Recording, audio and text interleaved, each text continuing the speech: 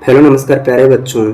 आज हम पढ़ने जा रहे हैं प्रश्न वाले 2.1 का क्वेश्चन नंबर 3 और क्वेश्चन नंबर 4। हमने पिछले वीडियो में क्वेश्चन नंबर 1 का पहला और दूसरा प्रश्न हल कर लिया था। ठीक है बच्चों, इसका तीसरा प्रश्न देखो।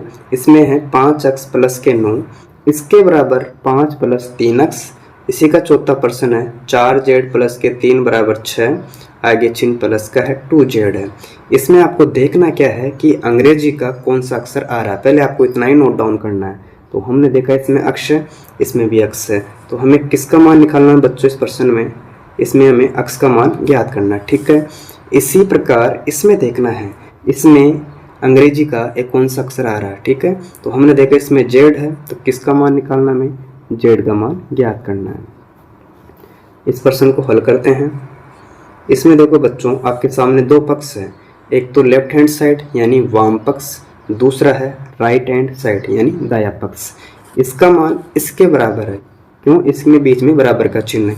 इसी प्रकार इसका मान इसके बराबर। ठीक है, तो इसमें देखो बच्चों, पहले क्या है, 5 अक्ष है, यानी इधर 5 अक्ष है और यहाँ पर 3 अक्ष है। इसको इधर लेकर आएंगे, यानी इस प्लस 3 अक्ष का करेंगे पक्षांतरण। आप जानते हो किसी संख्या का पक्षांतरण करते हैं तो उस संख्या का चिन्ह चेंज हो जाता है। अगर मान लो कोई संख्या प्लस की है तो माइनस की हो जाती है, और यदि कोई माइनस की संख्या है तो किसकी हो जाएगी? पक्षांतरण करने पर प्लस की हो जाएगी। ठीक है, इसमें देखो बच्चों, यहाँ प्लस का 3 अक्ष है तो ये हो जाएगा माइनस का 3 अक्ष। ठीक है, यानी हमने पहले 5 अक्ष उतारा, इस प्लस 3 अक्ष का कर दिया पक्षांतरण, तो माइनस का 3 अक्ष हो गया।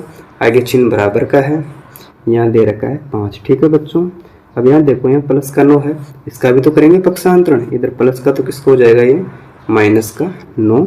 इसके पीछे रीजन हो जाएगा पक्षांतरण करने पर। ठीक है बच्चों, अब इसमें देखो, यहाँ प्लस के 5 अक्ष और यहाँ माइनस के 3 अक्ष।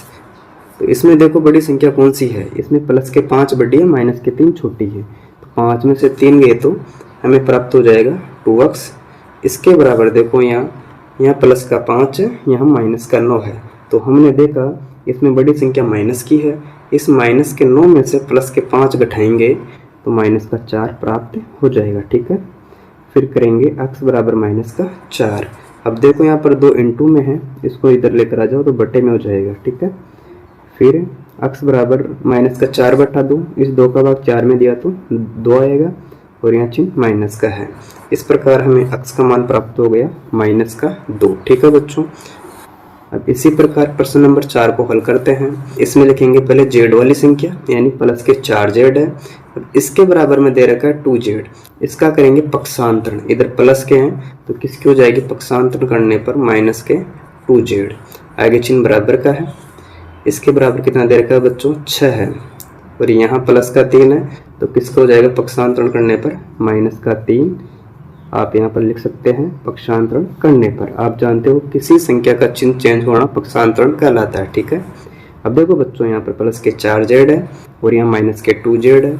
आप जानते हो बड़ी संख्या प्लस की है, इस 4 में से 2 गए तो कितना बचेगा? 2z। ठीक है, इसके बराबर में कितना है? यहाँ प्लस के 6, यहाँ माइनस के 3, तो बाकी करेंगे तो कितना बचेगा? 3 बच जाएगा। ठीक है बच्चों, अब यहाँ कितना आ गया? z। इसके बराबर में कितना है? 3, और इसके बटे में कितना आ गया? 2। ठीक है, इस प्रकार हमें z का मान प्राप्त हो गया 3/2। ठीक है, इसका उत्तर निकालने के बाद आपको जांच भी करनी है। प्रश्न में आपके सामने प्रश्न था 5x प्लस के 9 इसके बराबर है 5 प्लस 3x। ठीक है, इसमें x का मान रखकर जांच करनी है, इन दोनों का मान बराबर आना चाहिए। इसी प्रकार इस प्रश्न का था 4z प्लस के 3 इसके बराबर 6 प्लस के 2z। ठीक है बच्चों, और इस प्रश्न में हमें z का मान प्राप्त हुआ है 3/2। ठीक है, अब इसकी जांच करते हैं। यहाँ लिखते हैं जांच, हमें यहाँ पर क्या लिखना पड़ेगा?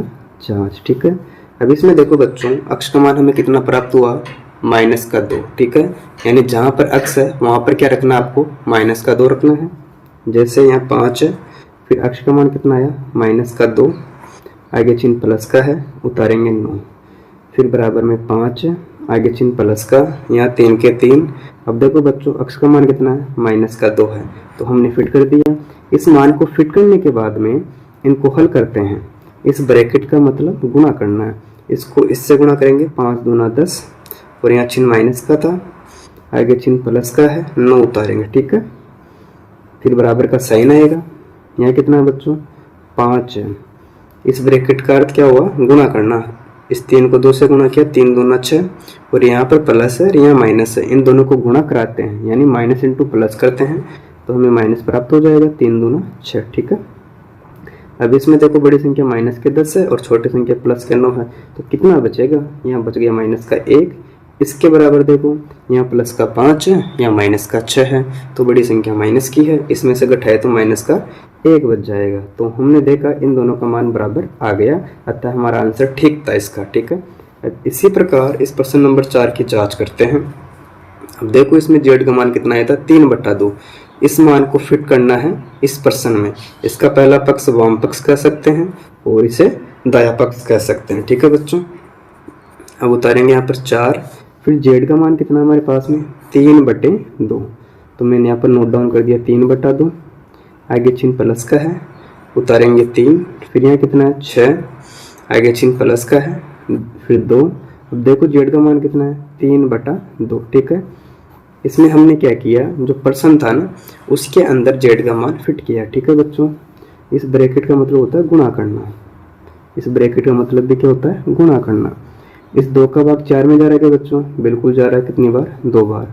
अब देखो यहाँ पर 2 है, इनटू में 3, 2 3 6, आगे चिन्ह प्लस का है, उतारेंगे 3, फिर बराबर में कितना है बच्चों 6, आगे चिन्ह प्लस का है।